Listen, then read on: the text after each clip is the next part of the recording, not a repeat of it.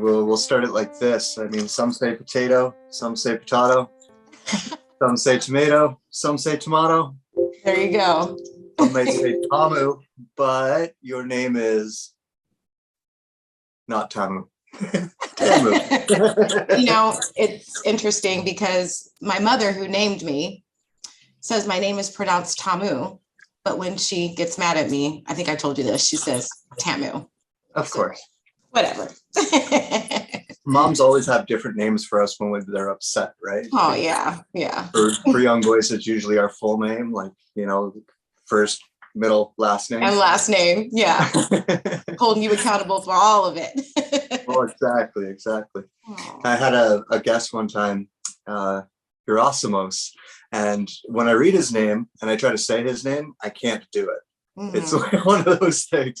So like anytime you're unsure about someone's name, you get them to tell you how to pronounce their name. Exactly. Yeah. Before you're sitting there on the podcast calling them by someone else's name. By something the whole time. And people are so polite too. They don't want you to feel bad. So they'll allow you to pronounce their name.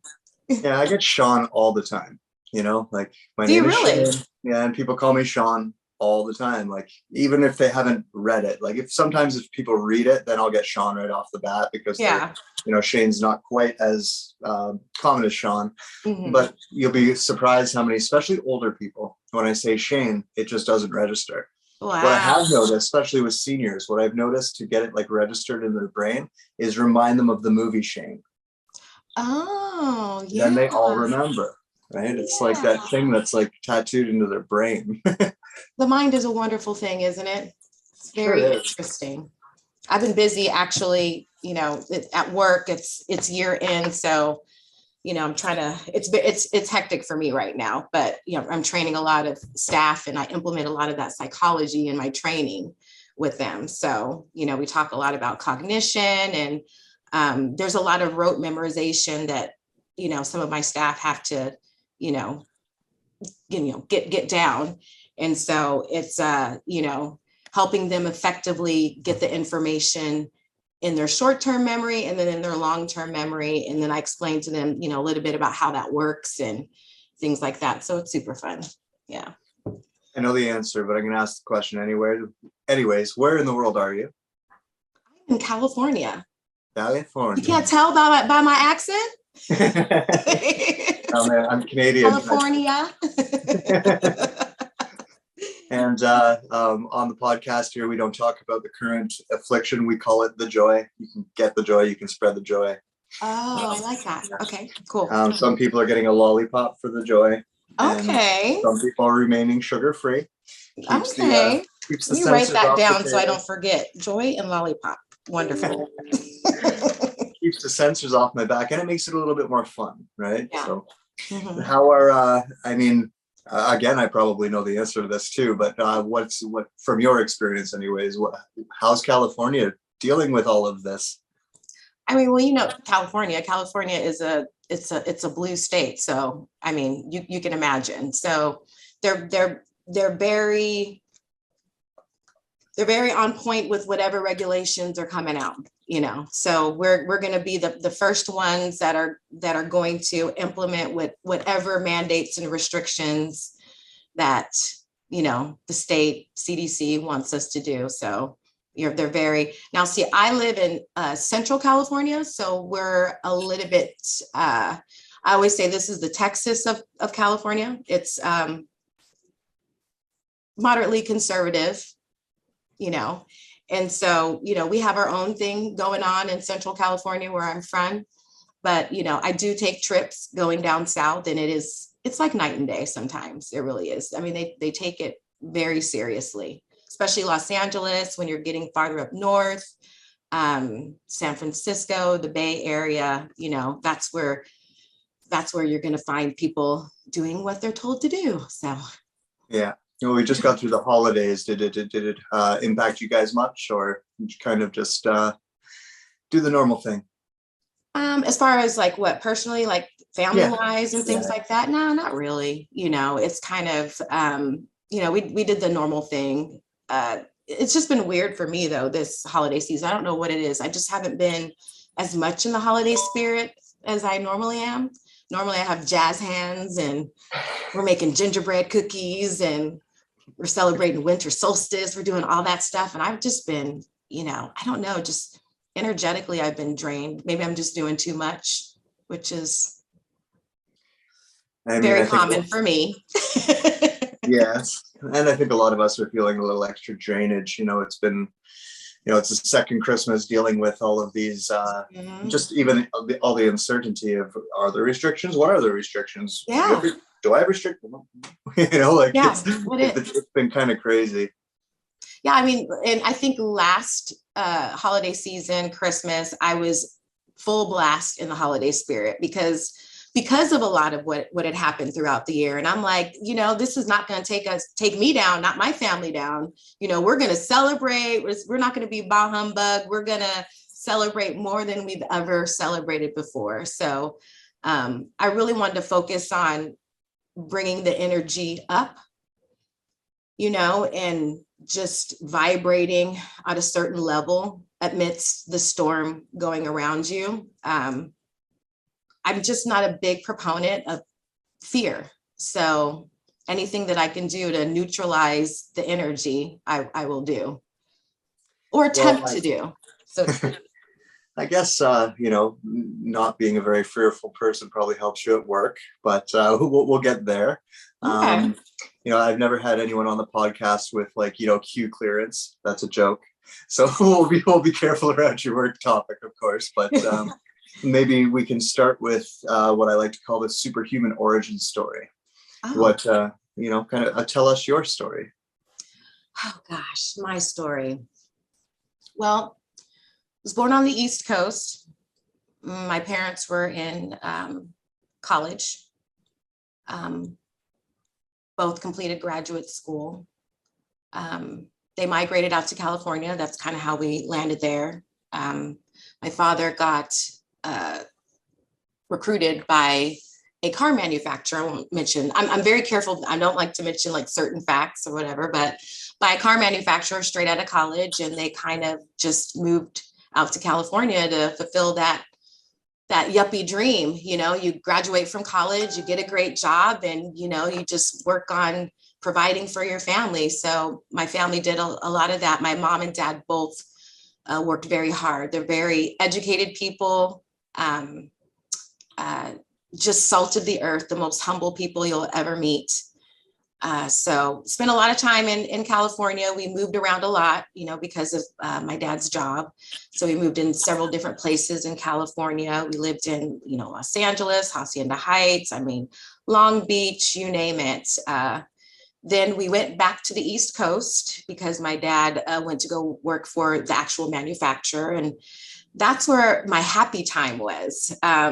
As a child, I was a very reserved child. I did what I was told, held a lot of things in, but I was also an only child for about 10 years. So got very used to solitude and entertaining myself, and had a very wild imagination. Every day was like an adventure for me. But I was also sheltered in a way that my comfort zone was my parents.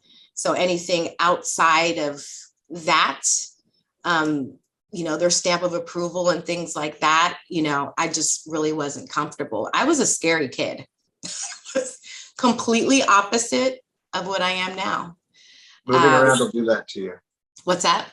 Moving around a lot will do that to you.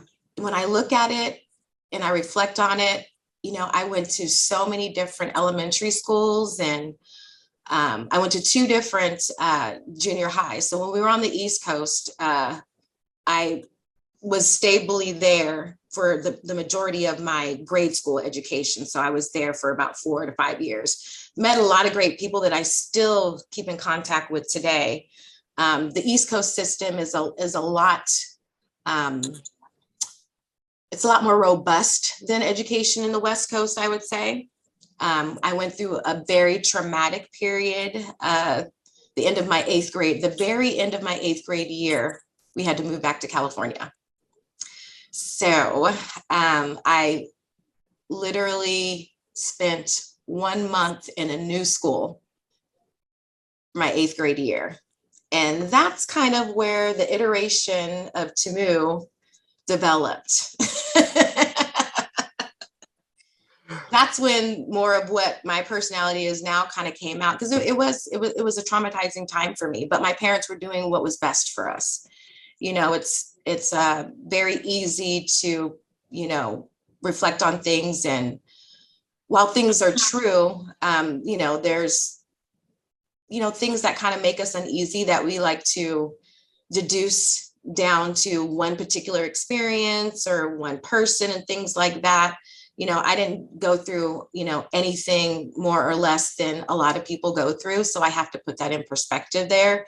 But, it was a traumatizing time for me, because everything that I knew, the people that I loved, the friends that I had developed in the foundation that I had, was just like poof.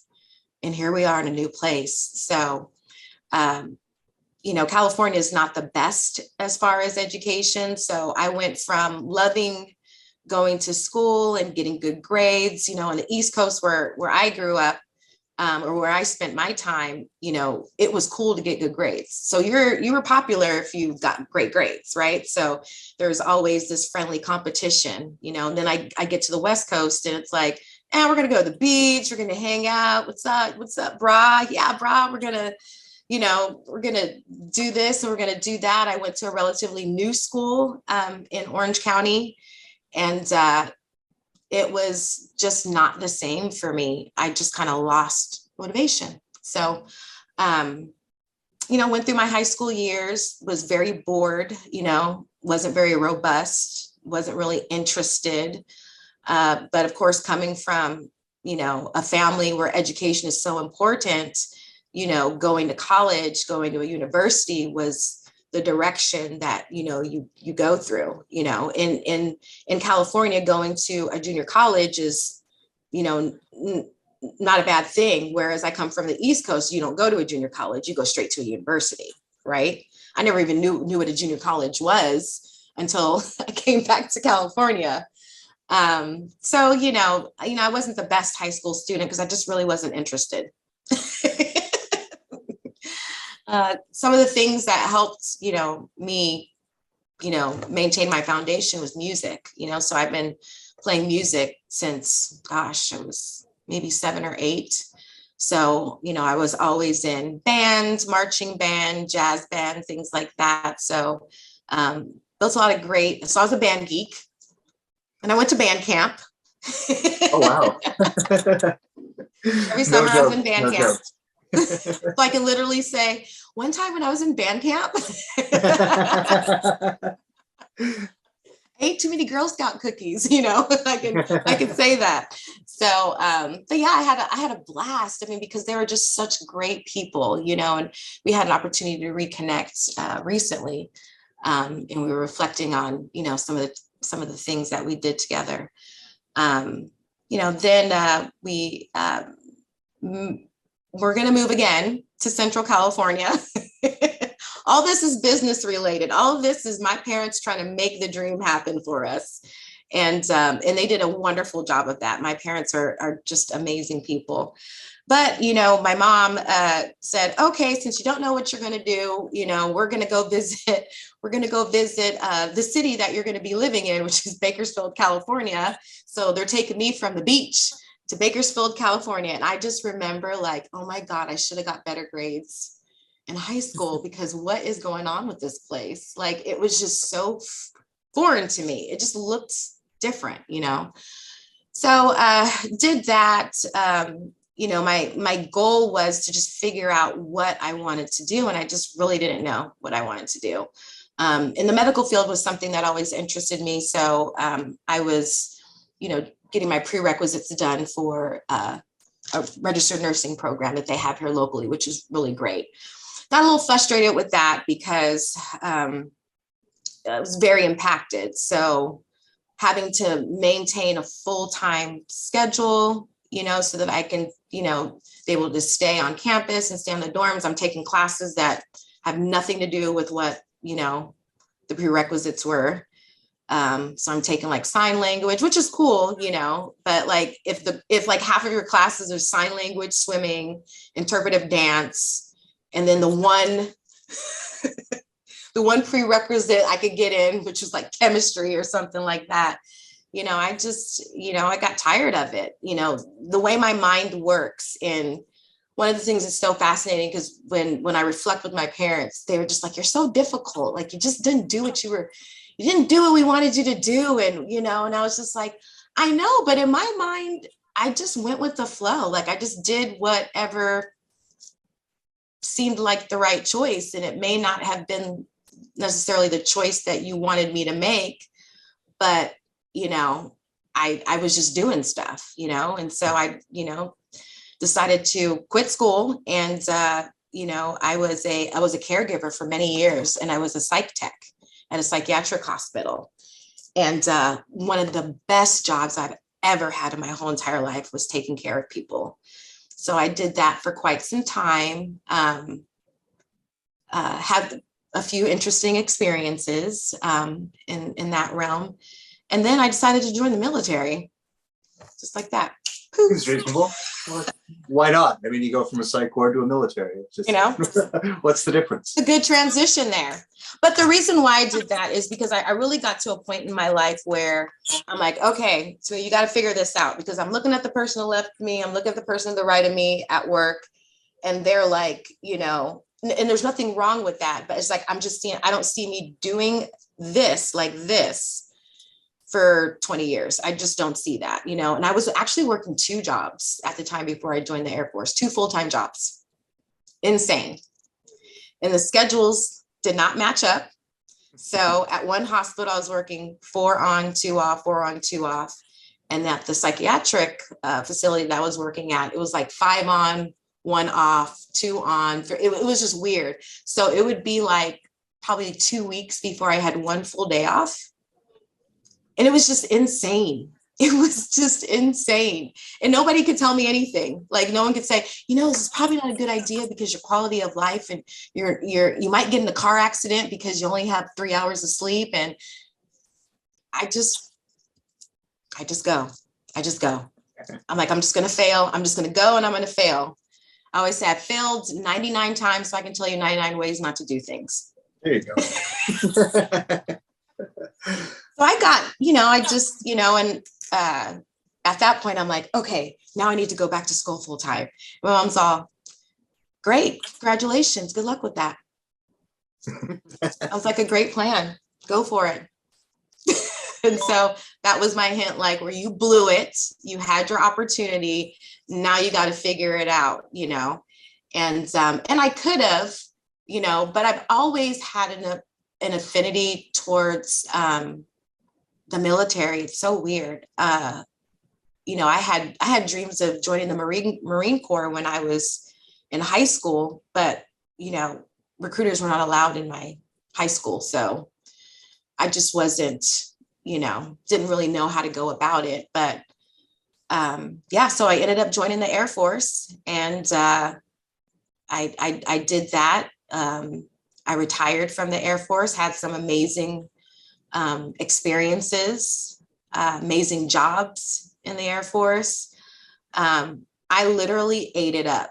Like I was like all for it. Like if you wanted to see like, okay, that girl right there, she's programmed, like she's about this. Like you can't tell her nothing. Like I was all about my Air Force, still am to some extent, but I just loved the idea of the camaraderie, the esprit de corps, the discipline, the action plans, knowing what your mission is and what you're supposed to accomplish, and having clear, defined methodology on how you're going to get there.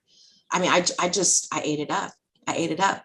I told my recruiter, I said one day, because I was in delayed enlistment. So there's like 6 months before I left. And during that time, I had quit one of my jobs, and I was working at another facility for individuals that have neurotic, like it was like a center for neural skills, like that kind of thing, you know, car accidents, you know, like rehabilitation, people that, you know, have had severe physical trauma and mental trauma as well. And I told him, I said, I'm going to come back here and I'm going to have your office. I'm going to be a recruiter and I'm going to have your office one day. He's like, okay. And I did. After, I think it was about 7 years in the Air Force, I applied to be a recruiter and went back and recruited at that exact office. So, I spent probably about, I think, 7 years overseas in Germany. So I had that experience there as well. When I did come back to California as a recruiter, I separated from active duty and went into the Air National Guard because got recruited by my parents to help them run their businesses, which was an auto group. So we had car dealerships, and but I didn't completely sever my ties with the military. I just severed active duty, and I did the remainder of my obligation in the Air National Guard. So I did that, and yeah, it's been a fun time. And now I work in education. Along the way, I of course had a child, got married, did all of those fun things, and yeah, I finally got my education. Did my undergrad, did graduate school, and here I am. So that's the Cliff Notes. There's like all kinds of stuff in between. Oh, I'm gonna bring you back. All kinds of Cliff Notes. I was thinking of I've worked with people who've more of psychological trauma, but a lot of trauma. Physical trauma is a quite the thing to overcome, as I'm sure you experienced. So I was wondering if maybe you could share a story that might be a little bit inspiring from that world. I'm sure you saw something where you were just like, wow, this person overcame something I don't know that I could have, Well, most of the facilities I worked for were long-term facilities. So there was but I did have an opportunity to work for a company that mainly did rehabilitation. And, it was so weird. I went to work one day and one of my a family friend of ours ended up being my patient.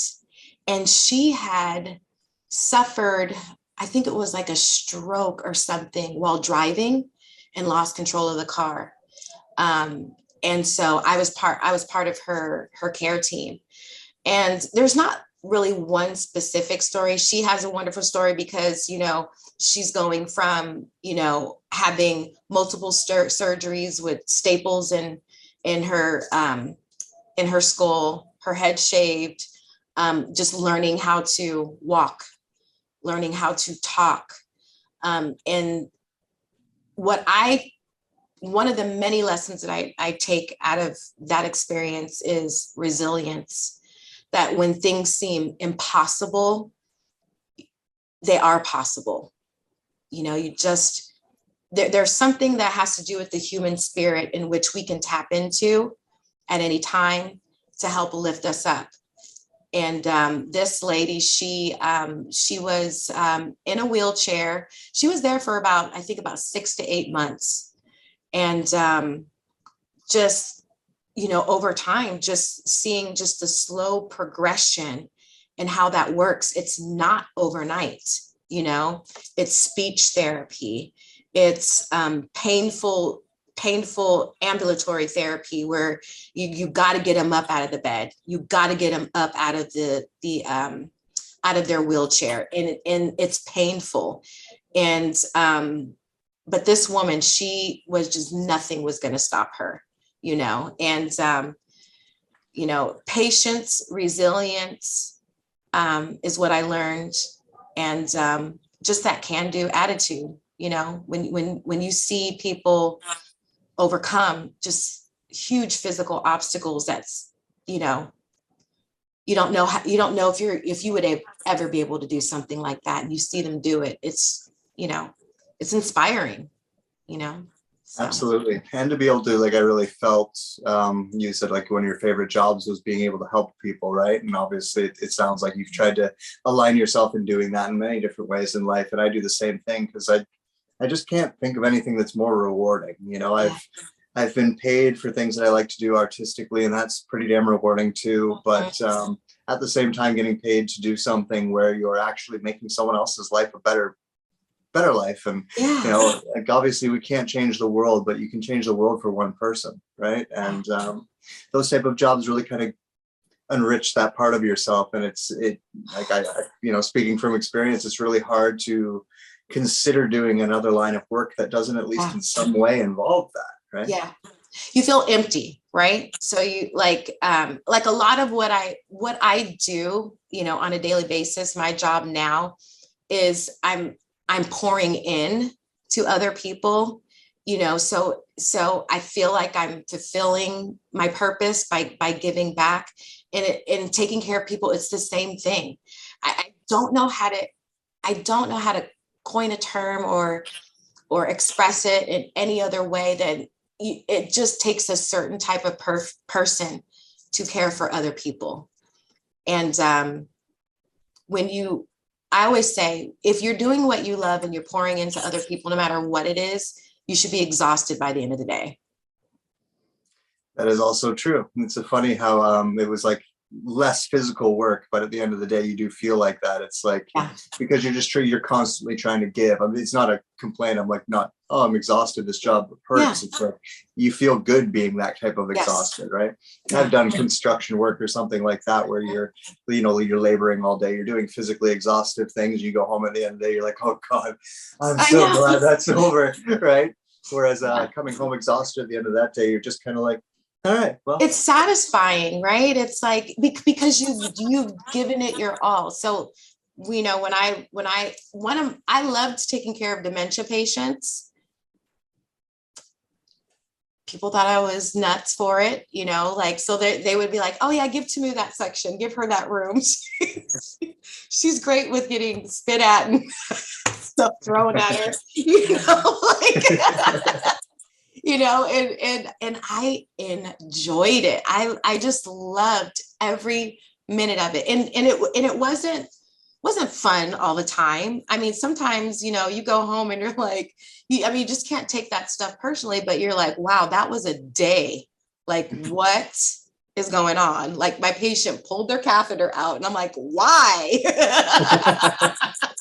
Why are you doing this? Why would you yank that thing out? And it's just like, you know, and you just love them and you take care of them and you do what you would want someone to do for you, or someone that you love and someone that you care about. And so there's something about that journey of doing something that most people don't like to do, but you're doing it because you can do a good job of it and you're putting your heart and soul into it, you know. And it was, oh gosh, such an amazing experience. Even, you know, I've worked in acute hospitals as well. I was a floater. Now that was a different ballgame, you know, because there's a lot of acute issues. I've worked in OB, I've worked in peds. Probably one of the most challenging moments for me was when I was on a ward that's caring for, you know, people dying of like leukemia and they're, you know, I mean, this wasn't even like hospice type.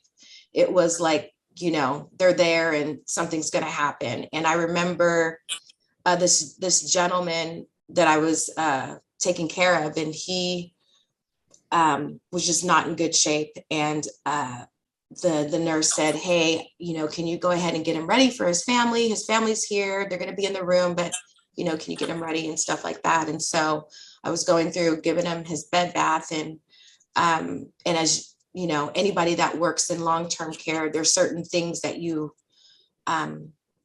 certain physicalities that you are witnessing to that will let you know that it's someone's time, like their feet start changing color. And I remember pulling back the blankets so I could, give him his bed bath and change his sheets and stuff like that. And I knew at that moment.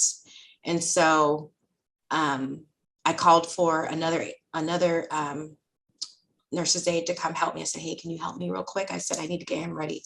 His family, is right here. And he ended up like coding and dying, like right there. And it was so emotional for me because the family was just so traumatized by that. And I remember, I think it was his sister, she was saying, I knew it, I knew it, I knew it. She's like, when you turned him over, I knew it, I knew it. Like they felt something. They knew that it was time. But being in the middle of that energy when it was happening, that's not my family member. I'm caring for that person. It's not necessarily a regular patient of mine. It was kind of like, like, sorry, like, it's not that you feel guilty. It's just like, but you feel guilty. Like I should have done this quicker, or maybe I should have waited, or, all of these things go through, your mind, during that time. But still one of the most beautiful experiences that I have is just caring for people, when their last breath. So, I've got lots of stories, lots of stories. So the other beautiful kind of interaction that comes along with doing that type of work is also the family of the residents, right? Like, or the patients and clients, because you do end up, having some interaction with them, because they'll like kind of come up and be like, so my dad or my mom are telling me this, like, and you can be the one to kind of put their mind at ease. No, that's not really, especially I worked with people with dementia and Alzheimer's as well. So, what they are telling you and what the reality aren't usually the same thing. And, like every day you're waiting for someone's mom and dad to come pick them up. And it's like, if you've got a mom and dad still walking around, that's kind of impressive, because you're near the end yourself. But probably the more rewarding part of it just being that you get to be there for that. You get to like, you get to see firsthand how much growing old sucks, and right. And it maybe prepares you for it in your own sense, but at the same time it gives you when you're just walking down the street and you do see like an elderly person on the street and recognize like how kind of amazing it is that they're even able to maintain that level of independence at that age, given you see this on the other side. Yeah. So it definitely puts the world into a different perspective. It does. I didn't learn how to die, but I learned what that process was like. And you're right. It totally prepared me, because, if a family member is sick or, not feeling well, or, there's an incident, I'm the one they call. They're like, call Tamu, like she'll come over there, but, it's a unique experience. I know how to care for my parents now. Not that I wouldn't have not, but I would know how to care for my parents on a different level than if I did not have that experience, So it allowed me to tell my kids to never let me get that old.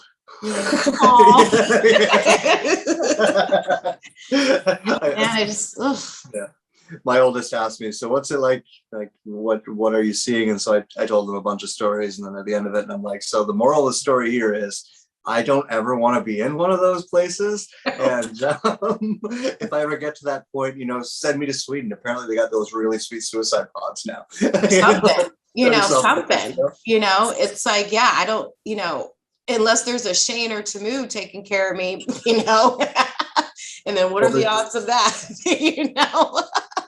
That's the kind of ugly side of it, is that like, not everybody is Shane and Tamu, right? And unfortunately, in my experience, not everybody, the majority are kind of not. And I can, the human in me can kind of understand, especially if you're like, a lot of those people who have been doing that job for a really long time, right? Like it's the kind of job that people get into and just kind of stick in for life, more or less. So a lot of those people are getting close to retirement age themselves, and maybe just a little bit fed up.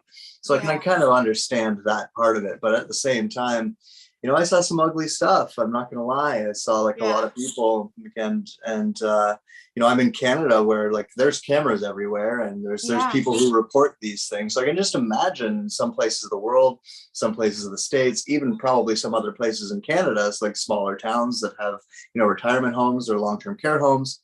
I'm sure it's not always pretty, and that's kind of a sad part of it too. I think we've lost that in our modern society of like that care for the elderly as being something like a form of honor. It's like we really don't look at them as ancestors anymore. We just look at them as these things we need to look after, almost like a pet, and it's kind of sad. It is very sad, and like I've told my parents, I was like, my parents will never have to worry about anything. Like I will, that it's something that I've been preparing myself for my whole entire life, having had that experience, you do look at the world in a different way. And me having had that experience of caring for others at a young age, talking about like 21, that was, so I had a completely different perspective moving forward on life and death, right? Life and death have never been an anomaly to me in the respects of I was fearful, of anything. But, like I told my daughter, I was like, am I going to be at home? Like, can we just figure this out like right now? Because I don't know with her. I don't know. She told me, I was like, are you going to take care of me when I go? And she's like, yeah, you're just going to be vegan. If you're cool with that. I'm just like, really? That's the choice. Like I have my green juice. Like I do it. I do it. I've done that. But like in my last years, you're not going to let me have a steak. You're not going to let me have anything. No, not playing around. Straight vegetables. That's all you get. Yep, that's all I'm gonna get. Vegetables for the vegetables. That's how we're gonna go. Send me to Sweden. So with I'm a little bit familiar with the process of joining the military, especially like the Army, but the Air Force I really don't know anything about. Mm-hmm. So could you maybe tell me what's the process? Like what I mean, obviously with the military it's more like a boot camp. Is that part of the Air Force as well, and is there schooling involved? Oh yeah, it's standard boot camp. They got to program you. They got to break you down and build you back up. Like that's part of it. That's across the board, no matter what branch of the armed services. But the process is pretty much the same.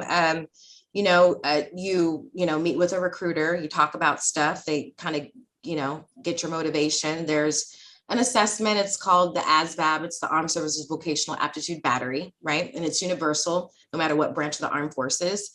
And it measures your mechanic aptitude, your electronic aptitude, general aptitude. So there's different categories. And based upon those scores, you're applicable to certain jobs that you can have in the armed forces. There's what they call MEPS, which is Military Interesting Processing Station. And it's, again, universal. So there's all branches of the armed forces there. So someone that might be interviewing you or conducting your physical, maybe an Army person or a Navy person, right?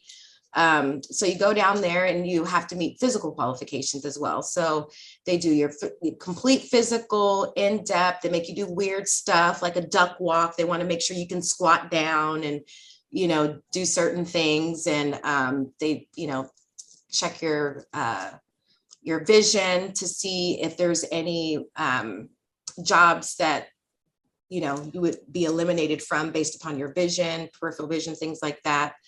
And then there's a certain amount of jobs available leaving out in a certain amount of time. And so you select a job.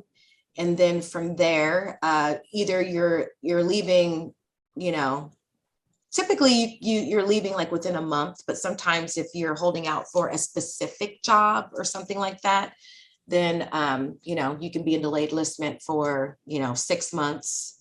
But then you go off to boot camp, right? Fun.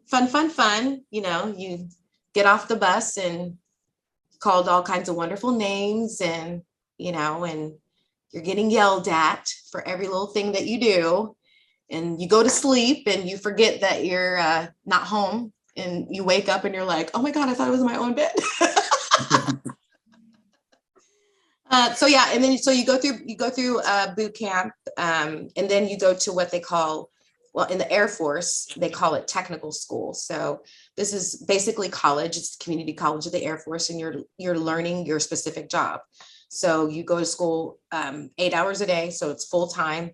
And depending upon what your occupation is going to be, you could be there for a year, you could be there for 6 months, you could be there for 2 months.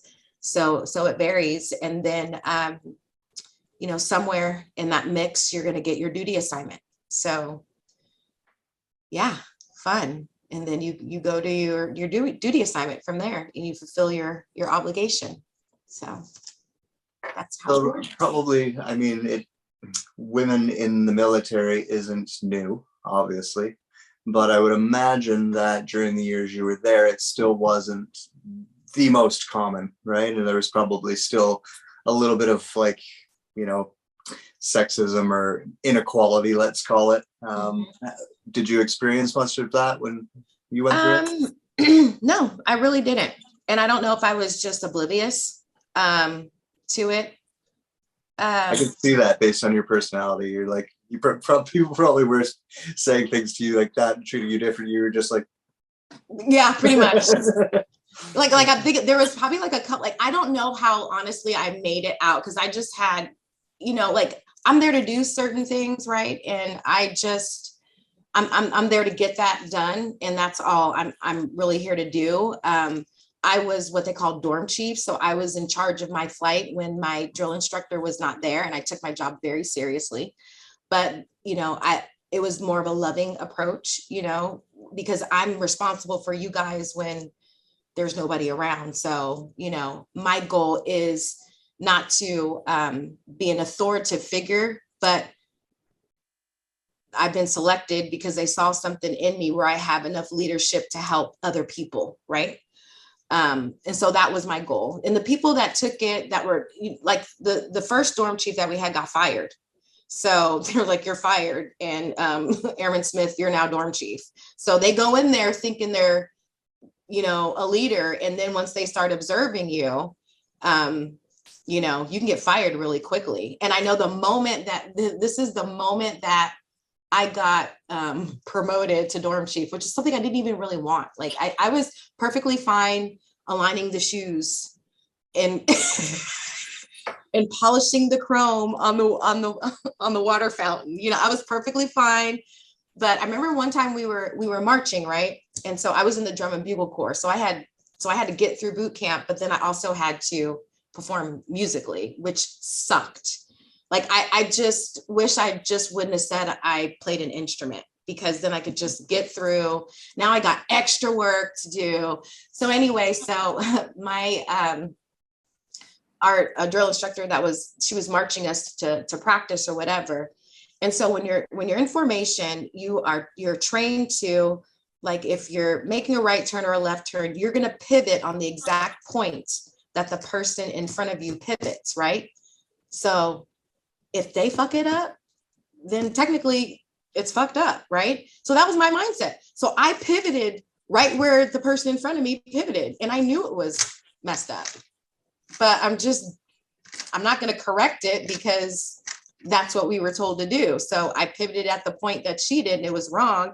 And oh my God, this one, our training instructor, our drill instructor, she just like, flight halt, and she comes in, she's like, Airman Smith, she's just yelling at me. And the whole time I'm just poker faced, and in my mind, I'm thinking, well, actually, I did exactly what I was supposed to do. She's the one that effed it up, and now I'm getting blamed for it. But I was like, okay. And then she had her own issues, right? She was just like recently divorced. She hated men. She hated us. I mean, we would sit there doing mail call and, she would tell us all the stuff that's going on in her personal life and, her divorce and things like that. So she wasn't, a happy person, so to speak. So in my mind, I was just like, okay, you're not going to give this woman what she wants. You're not going to talk back. You're not going to do anything. You're just going to, and I said, so we have preparatory commands. We have things that we say. I said, ma'am, Airman Smith reports his order. It'll never happen again. And just kept going. 2 minutes later, she said, flight halt, fired the dorm chief and said, Airman Smith, you're now the dorm chief. Now, why was I the dorm chief? Because it was a test and you passed. My whole life. Yeah. You would have seen that it wasn't you who fucked it up, but she still, gave you the trouble for it and you responded the way that you did, right? And that's part of like teamwork, because I guess maybe this wasn't your mindset, but I would imagine that it's part of it. It's like, like you said, my job is to pivot where you pivoted. If you screwed it up, then that means we all screw it up, right? And you kind of take that as part of the team. A lot of people don't have the ability to humble their ego in that sense and would do the opposite, where they would go and they would like correct it. And then, or even if they didn't, put in the position like you, they would have to fight back and be like, they would get defensive. It's not my fault, it's her fault. I'm going to blame. Yeah. Mm-hmm. Exactly. And so the fact that you were able to do that, and like I've managed a large security team, I understand kind of a little bit of what that's like. You kind of take on, the shit, right? Like like I will take a shot for my team, what I mean? And in a situation like that, you kind of have to have that attitude. Otherwise, one link in the chain breaks, the whole chain is useless, right? Yeah. So good on you. Yeah, I mean, that was my test of obedience. but I knew it was all, I knew it was a game. I knew that, I knew that I just had to get through. I just had to get through. I just had to do what I was told. There was another incident where, God, now that I think of it, like I wasn't perfect. Don't get me wrong. Like I had my moments, but I was just playing chess. Like I knew what I was there for. And like, as a very young child, and I don't know where I got this from, I was very cognizant of not responding how people want you to respond. From a very young age, I've done that. Like I can remember specific instances where I'm supposed to respond this way. This is how you're wanting me to respond, and I'm not going to give it to you. Plain and simple. Just not going to give it to you. I'm not going to play that game, So there was an instance where, because of course in drum and bugle corps, like you're basically the cadence for graduations, and like if there's a 4th of July parade, while everybody is relaxing, you're out on a parade or you're doing something like that. And I remember, so I was playing for that particular session, I was playing bass drum. And I'm playing the bass, like I know my job, like I know what I'm doing. And there was this one instructor, and he looked at me and he goes, harder like that. And I'm like, dude, I'm like 92 pounds. How hard do you want me to hit this? I'm hitting it with full. I don't know what you want from me. I'm just doing it or whatever. And he said a racial slur to me, but it wasn't a bad thing necessarily. He was African-American himself, and I guess he just felt really comfortable. And he said, get your black ass over here. And I was just like, okay, whatever, I'm like, this is another, like, Husa. Just beat the drum. Well, somebody else had heard it and reported it. Uh-oh. So I get called in that day. So, I told you about my drill instructor, right? I don't know if she was the one that heard it. She doesn't like men. I think it was her, because she made a big deal about it. And she goes, her face, I just remember her face. She's just like, Airman Smith. So it's come to my attention that someone said a racial slur to you, And I just said, ma'am, Airman Smith reports his order. Could you please explain to me what you're referring to? And she was like, well, this happened. And like, she's saying what happened. Like she was there. I didn't see that she was there, but she had to have been around or whatever. And she wanted me to report this. And to me, it wasn't that big of a deal, like, you know?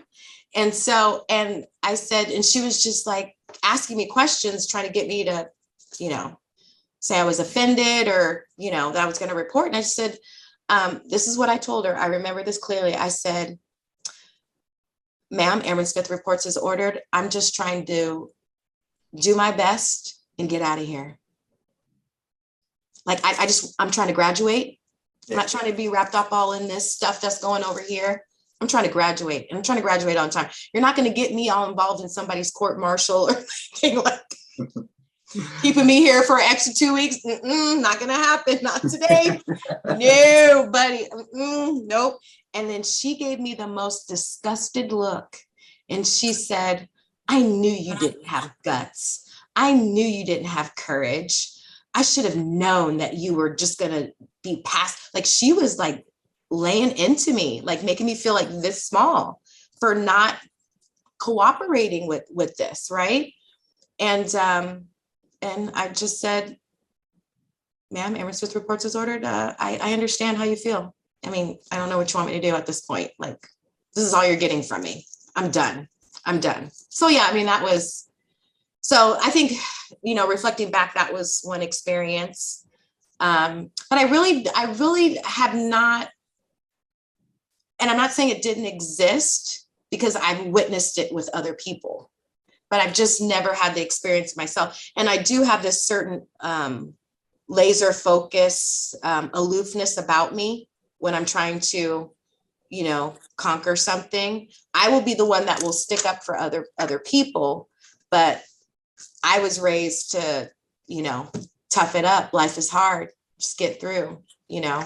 So I think there's a certain amount of, I think there's a certain amount of, if you project that, you know, that weariness that maybe you're going to get treated different because of your skin color, because of your gender, whatever it is, that it's like putting it out there, right? And I think your personality kind of circumvented that because you don't have that personality. You don't think of yourself that way. You see, you know, everybody as equal. You know what you're capable of, and you're not questioning it based on these social constructs regarding gender or regarding sex, right? So it's very easy to just go like, I'm just here and I'm just having an experience, and then you're not going to notice the subtle digs that people want you to, in the sideways glances and all that little stuff nearly as much. I mean, I'm sure it's still there, but like not nearly as much, and therefore it's not going to perpetuate either, because that's the way bullies operate, right? If they know they can get in on you, then they're going to keep doing it. Yeah. And then also, you know, I didn't have a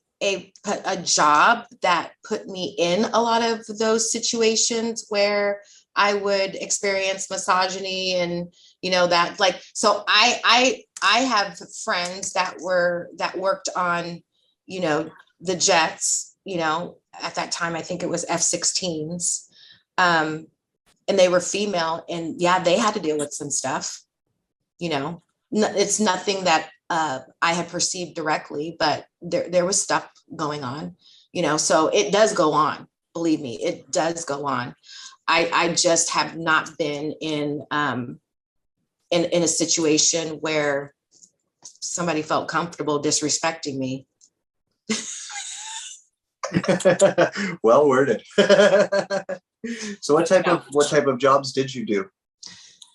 So my first job was medical administration, but a segment of that was information systems. So I was a computer geek, right? And that was my first job, and it was super exciting. It's something that I never thought that I would be great at, but I was, because I quickly found out that the computer is like a brain, and I love figuring out what make people tick. So that was pretty awesome. So I was in computer security. At that time, we're talking about the early 90s. So that's when things were just breaking through as far as networking and things like that. So I could tear a computer apart, put it back together again. You know, where we had over 300 users that we were responsible for. I, kind of promoted to like assistant network administrator. So I was maintaining, all of the servers for the medical group. So we're talking about like our what we call RMO server, our resource management operations server. Then we had our mail server. I can go on and go. We had our transcription server for the doctors that would transcribe. So that's pretty much what I did. And I did a lot of computer security. So I was certified as a computer security manager. So, just reading a lot of emails, making sure that there wasn't things that weren't supposed to be communicated back and forth. Lots of lunches with Edward Snowden. I'm kidding. Right. This is where that Q-level clearance thing is coming in, right? There we go. Yeah, no, I had a blast. And at that time, things weren't like, like we were the people. So like, we kind of like, I had some amazing mentors. One young lady named Carmen, Tony, rest in peace. He passed away last year. That taught me everything. I mean, Tony would crash a computer and then tell me, fix it. Figure it out, fix it. Mm-hmm. And he would mess it up, and he would, he's like, let's see if you could fix that. I mean, we just did some amazing things. Like we did things that we could never do nowadays, like playing Age of Empires across the network, like we could never do anything like that, so that was super fun. I did some other stuff that I can't, like I can't speak of, some informant type stuff for an organization. And then, like I said, recruiting, I did that. That school was hell. I'd rather go through boot camp 10 times than go through recruiting school for the Air Force again. Really? Oh, yeah. I mean, for the Air Force, it's a lot different than the other branches. The other branches, it's like, oh, okay, you have enough time and you need to do recruiting duty. Air Force doesn't look at it that way. They want their best. They want their finest out there representing them, because it's like you're running a franchise pretty much. So I had to go through psychological profiling, just to make sure that, I was okay mentally to be out there with all the stresses that were going to come with it. Another background check, and they check your credit, they do all that other stuff. And then, you go to good old recruiting school. I think it was like 6 or 8 weeks. And I remember everybody trying to talk me out of it, which is the worst thing you can do, is to talk me out of something. Cause I'm like, oh, now I want to do it even more. They said that school sucks. They send people home all the time. You're not going to like it. It's rough and everything. And so I had it in my head. I'm like, okay, now I really want to go and I really want to be the best. Right. So the first day we have to memorize a 12-page script, the very first day, verbatim. And there's bad grammar in there on purpose. And I remember that first week they pretty much I think it was, our class was like 25 people, I think it was. And I think they let eight people go home that day. And I saw a lot of people crying, a lot of tears. But it was a tough school. It was very, very demanding. It was in the top 5 sales and marketing schools in the United States. So even civilian wise. So they do a phenomenal job training you. It just really sucks. So got through that, was a recruiter. And on the Air National Guard side, I worked in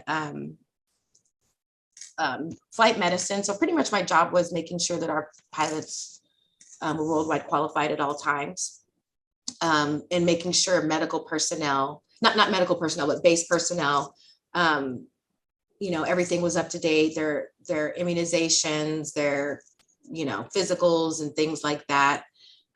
Did some really cool assignments through the Air National Guard. I did a couple of joint NATO exercises in Wisconsin. Was really cool because we were able to interact with armed forces from all over the world. Because what people don't understand is when we do get deployed, we are not just by ourselves. We have the Dutch, we have the Canadians, we have the French, and So I met some really awesome people, through that experience, that lifelong friends from different countries, which is pretty cool. Did some combat readiness training in the Upper Peninsula of Michigan. I was just talking about that the other day, freezing my butt off, building temper tents and doing all that exciting stuff. So I mean, it was a good run, it really was, but it was time for me to go. So, Is there much traveling involved? You mentioned being in Germany at one point.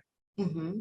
Oh yeah, always traveling. It depends on what your job is, but yeah, we were always traveling, combat readiness exercises, joint NATO exercises, exercise.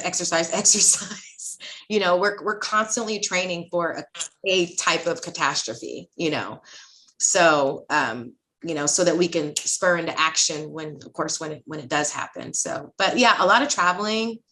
I was studying on the weekends in Frankfurt, Germany, because of the nature of my job, being in networking, they would pay for me to go, get like an NT certification.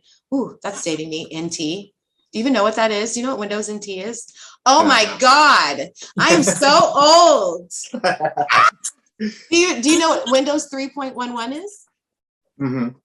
Okay, so that's around that time. So the first, I would say, deployment wise, as far as networking, NT was the thing, right? Before we had what we call Novell servers, really dating myself right now. And then Windows came out with NT. And so, with the information technology industry, you constantly have to keep your skills going, because if you're out of it for 6 months, you'll come back and there's all kinds of new stuff going on.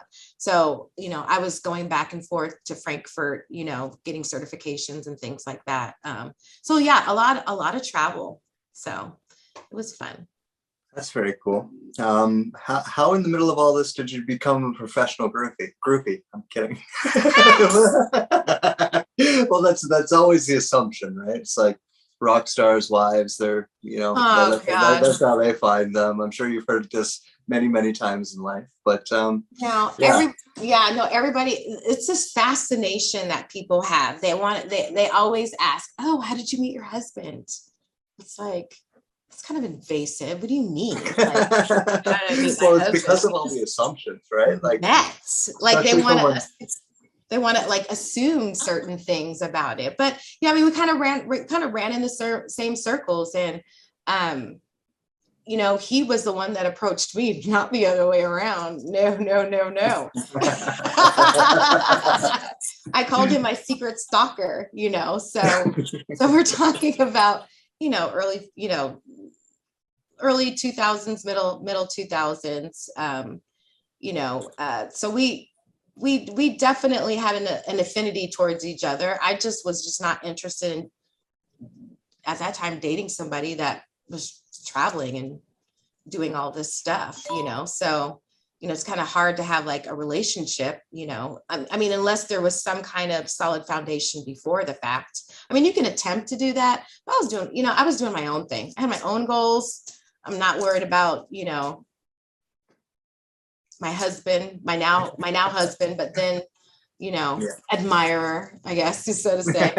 But, once he was at a certain point, where he felt, I mean, because we've been dating forever, I mean, we're talking about two people that, at a mall, and when we were right out of high school, he was working at a pet store and I was working at, a retail store. So you're talking about people that ran in the same circles, kind of, knew each other and things like that, but just never had an opportunity to really, cross paths in that manner. But yeah, so I call him my stalker.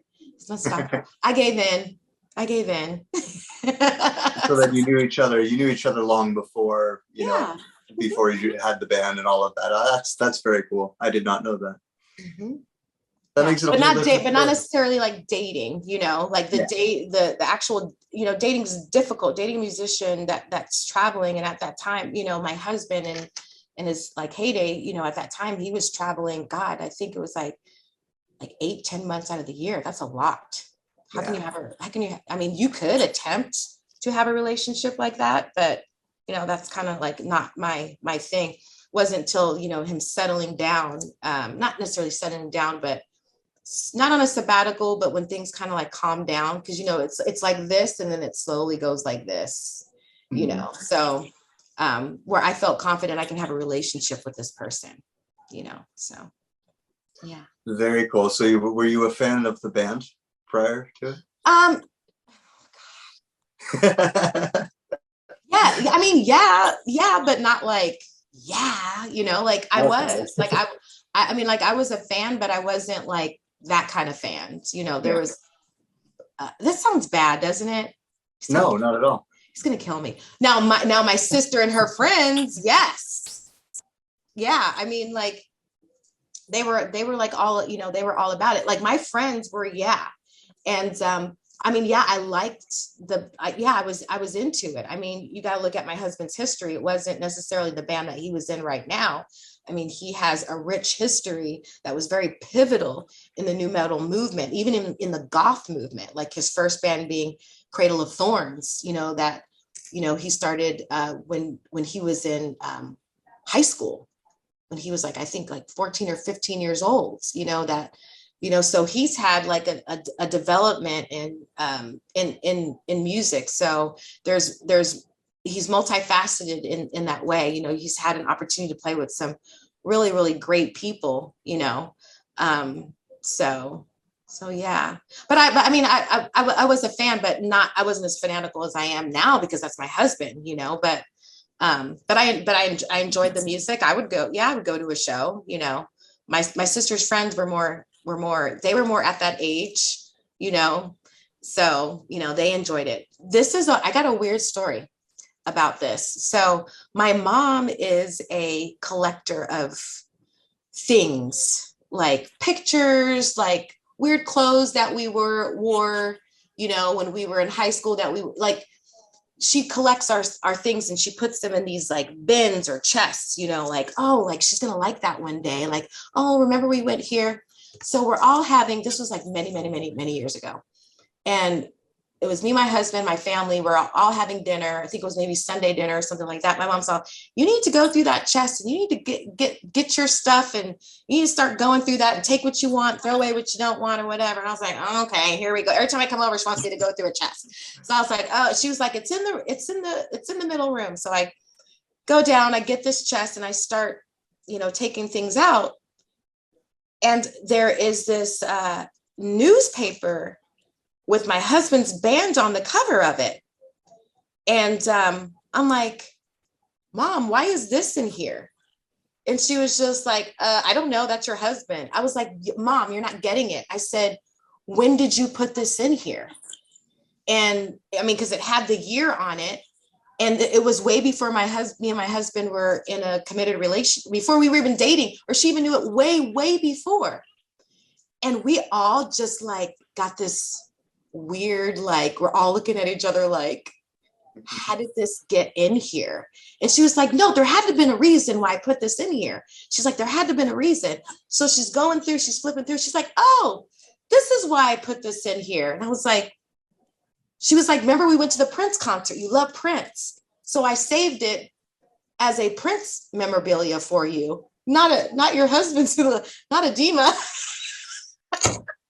But it just so happened that his band was on the cover of it.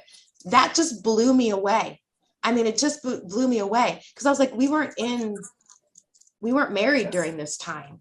So how did this get in here? And we're all like, how, but that was just so interesting. So did your mom practice witchcraft at all? I mean, maybe it was a summoning spell. Not that I know of. It was like, that looks like a good son-in-law right there. What's that? She's like, that looks like a good son-in-law right there. Yeah, there we go. Let's make it happen.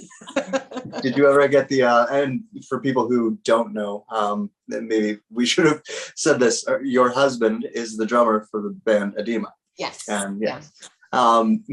Did you ever get the opportunity to do any touring with him?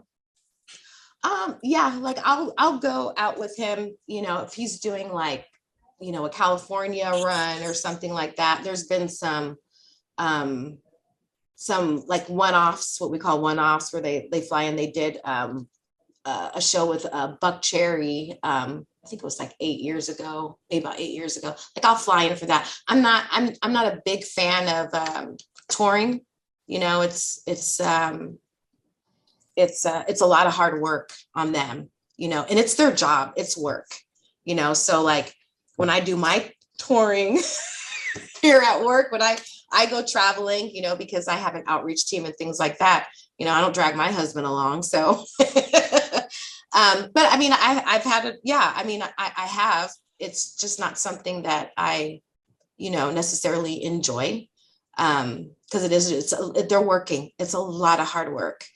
And it's travel all day, get to a destination, sound check for however many hours, you know, hopefully the venue has their stuff together. And then it's like, eat real quick, you know, don't go to sleep because you might not wake up because there's a show at 10:30, and then them being done at 3 o'clock in the morning, and then got to go on the road and go to the next one. Like, I don't know how they do that. Like, I just couldn't imagine. So through many different reasons in life, I've been able to meet a lot of different celebrities. It's very rare that I ever get like kind of starstruck by one, but I think the biggest one for me, well, Vince McMahon was a big one. I got to meet Vince McMahon, and it was really hard to shake his hand. I was like, oh yeah, I can imagine. Yeah. He's just such a presence, like, right? Like you could feel it when that man walked into the building. You could feel it. Vince McMahon there. Like, it was wild. Another one was Mike Tyson. I got to meet Mike Tyson. Oh, really? Yeah. What was that like?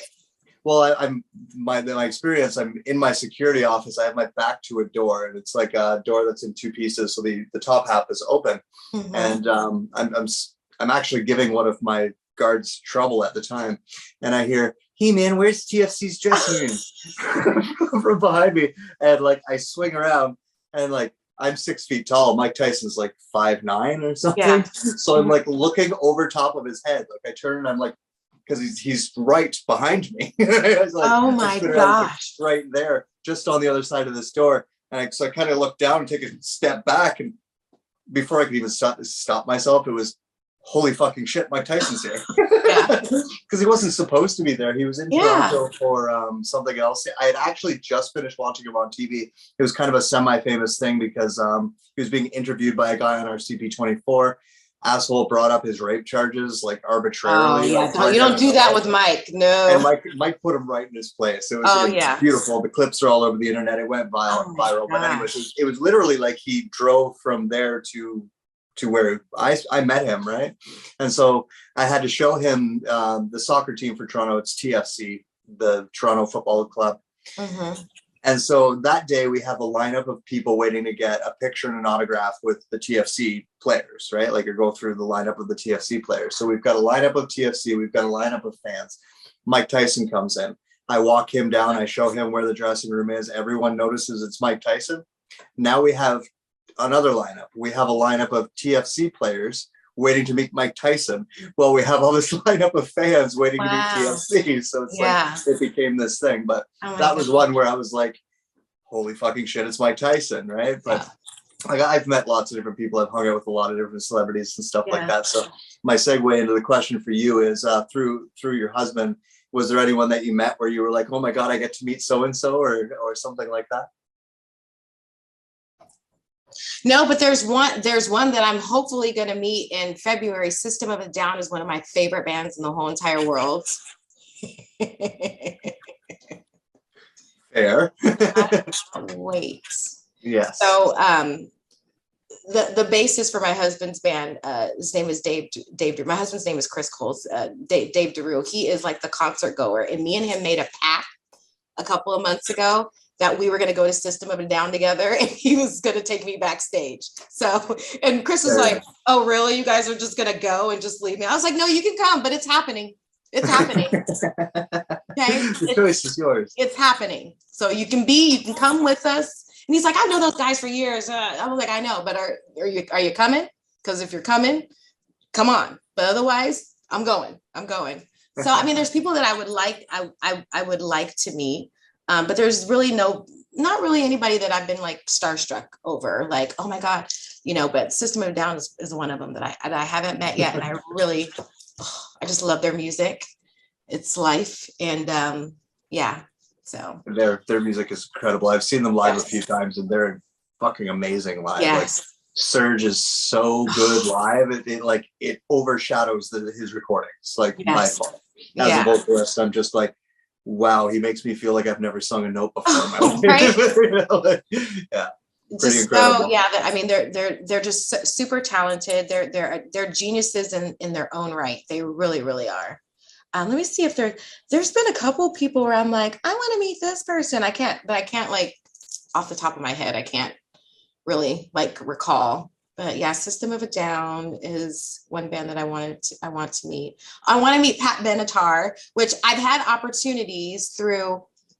We have a mutual friend that was my husband's manager back in Cradle of Thorns, and she like knows everybody. Like she's always like, oh, me and Pat Benatar hanging out, and I'm like, Amy. She's like, well, you need to come on, and I'm just like, I'm so busy, but I would love to meet Pat Benatar. I think that would be really cool. There's so many of them, can't like just pinpoint, just one. Yeah. Fair enough. I was thinking of like, maybe one day you were just like hanging out at home and, Chris comes home and he's got this guy with him from this band that you really liked. That would be a pretty fun experience. Yeah. I mean, we've had, members of well-known bands, drop by, but I'm not like, it's like, hey, what's up? Yeah, it's different. Once you get to know a certain amount of celebrities, in your case, you're kind of married to one, but I mean, like it loses that effect to an extent, and you start to see that they really are just people. And line of work where I've dealt with them the most, that's the way they like to be treated, right? Like they don't like to be put up on those pedestals that people put them on. I mean, I'm sure there's some of them who do, like, I like to imagine Leonardo DiCaprio is exactly that guy, Yeah, but, right. You never know. He might be the exact opposite. Yeah, you don't know. People are completely different in their homes a lot of times than they are, out in public. We've had different okay. So MTV. So like we've had like different people approach us for like reality shows. Just like, heck no. Like there is no way. Like I will not have a job anymore. People think I'm crazy. Our family would be destroyed. Like if people see me like at home bickering with my husband and doing all that. So like I don't know if I could be anything but myself, for more than a couple of hours. Like it's gonna seep through, and then it would just be a big debacle, and we're just not about that. And that's why we're friends. I'm just gonna do that. So the next question is obviously, where are they keeping the UFOs? Where's who keeping the UFOs? The Air Force. Come on, I'm totally kidding. Well, you know where. Oh, I know where. But, well, New Mexico. Dulce. That's another conversation. Name them. Place. But aside from all of this, what are your other interests? I'm into I do a lot of meditation, so I'm into a lot of metaphysical, stuff. I'm into my crystals and things like that. Energy healing. I'm a Reiki practitioner, so that's something that I enjoy and love. I read a lot. I'm at the, I'm not like this, young 30-year-old, I'm middle-aged. So, at this point in my life, I'm reading a lot of books and I'm reflecting a lot. And I'm just so busy at work, just making things happen. I'm really trying to facilitate right now my work-life balance. That's something that I'm working on right now. It's gotten kind of out of whack over the last couple of years, just because there's a lot of professional accomplishments, that I'm responsible for pushing forward, and it takes a lot of my time. But if it's just like Tamu, just, what does she do on an average day when I'm not at work? I love the beach. I go to the beach every moment that I can. I love being near the ocean. Yeah, let's see what else. I don't know. I'm down for whatever. I'll go to the opening of an envelope. Like, seriously, like if someone invites me and says, "Hey, we're gonna go do whatever," and I'm just like, okay, let's go. You know, I'm sorry, there's just like fly. I don't know where this came from. I'm kind of like that person. I'm down to experience things, you know. But I spend a lot of time reading. I spend a lot of time meditating, reflecting on my life.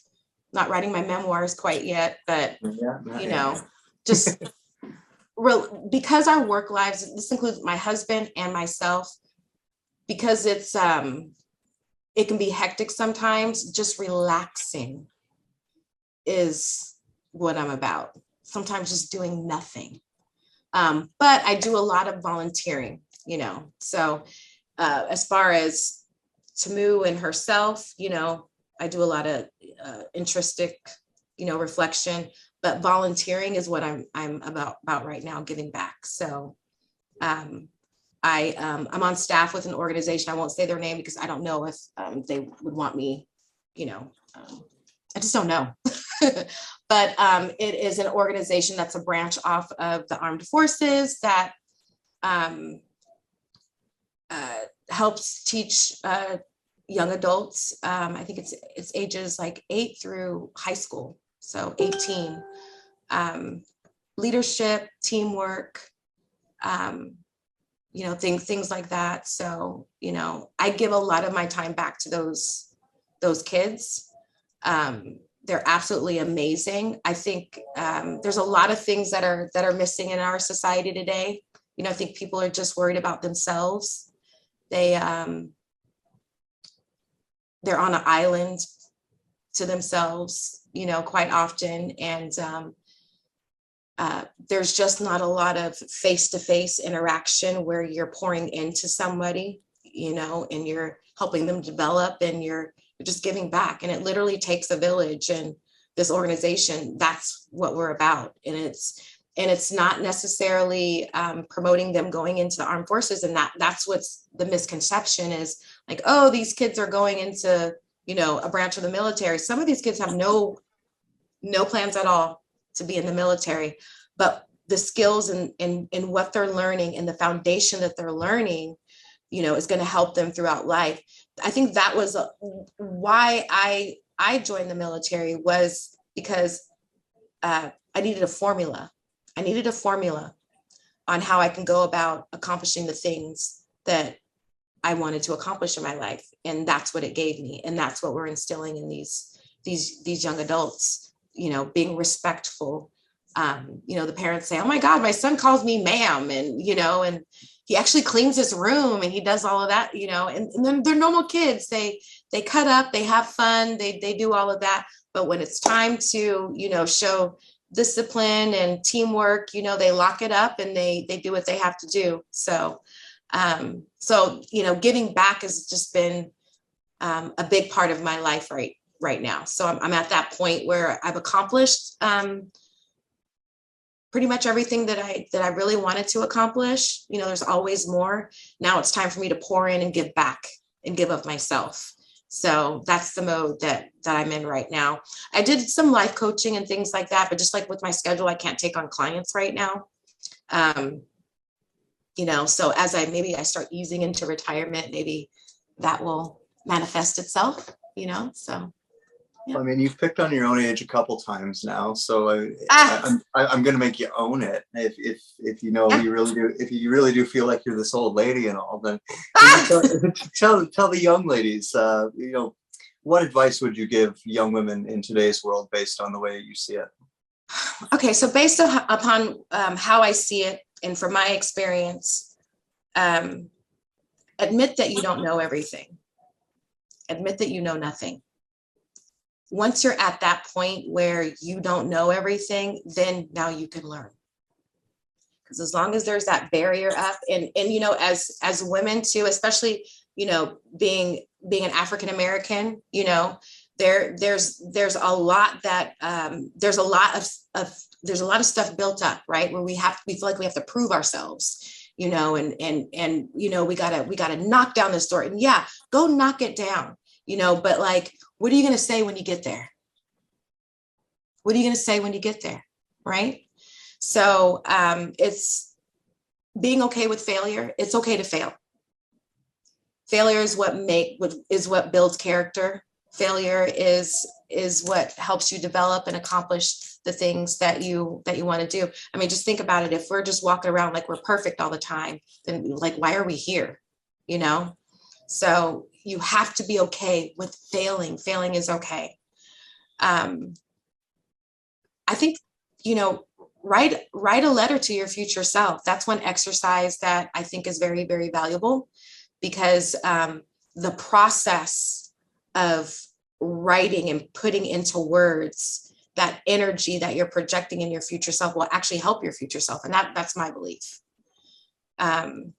So yeah, just don't be afraid to fail. Admit that you know nothing. Find a mentor, find somebody that you truly respect, right? And for us, it's different.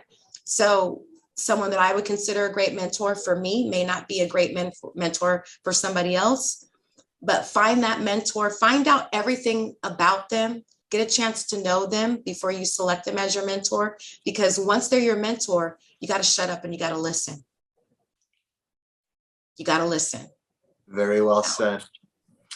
Well, thank you, lady. It's been a blast. Thank you. And, I'm really happy that you did this, and you know, you and I will be in touch, and we'll say goodbye to everyone at home for now. Yeah, and hopefully maybe you can get my husband on, and you guys can talk about UFC stuff and fighting. That's right up his alley. Oh, lady, I'm down. Just like find out from him for me, or I'll get in touch with you after this. We'll schedule that, because I would love to. Like, I don't even want. It's hilarious. I'm a musician. I love music, and I love his band, but I don't care about talking music. I want to talk about fighting. Let's talk about fighting. So. Oh, good. We'll see if we can get him on. All right. All right. All right, people. Bye for now. Bye-bye.